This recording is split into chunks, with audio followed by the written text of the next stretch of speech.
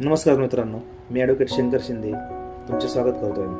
आपला जो विषय चालू आहे ग्रामपंचायत. आज आपण जाणून घेणार आहोत ग्रामपंचायत हद्दीत अतिक्रमण जर कोणी केले असेल तर ते आपण कुठल्या कायद्याने हटवू शकतो किंवा त्याच्यासाठी काय उपाययोजना करायच्या.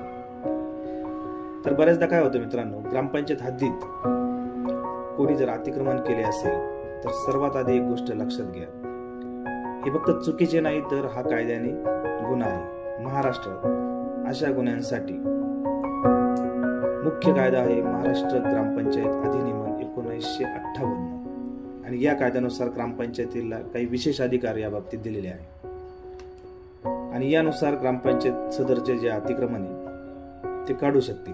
जर अतिक्रमण काढण्यासाठी किंवा या कारवाईला ग्रामपंचायत मधून कोणी जर विरोध केला किंवा गावातील लोकांनी कोणी विरोध केला तर अशा वेळेस पुढची पायरी म्हणून आपण तहसील कार्यालय किंवा पंचायत समितीकडे अर्ज करू शकतो.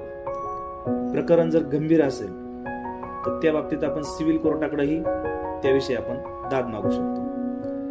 पण जर ग्रामपंचायत कोणी बळजबरीने हाणामारी किंवा मारामारी किंवा दमदाटी असा काही जर प्रकार केला तर याविरुद्ध आपण पोलीस स्टेशनला त्याची रीतसर तक्रार नोंदवून FIR पण दाखल करू शकतो.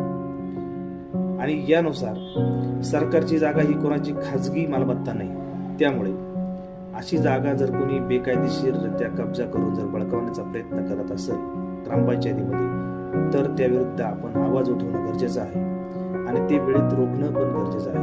कायद्याचा वापर आपण केला पाहिजे, यासाठी हा आजचा व्हिडिओ मी बनवला आहे. याविषयी अधिक जर जानकारी पाहिजे असेल तर माझ्याशी तुम्ही संपर्क साधू शकता. धन्यवाद.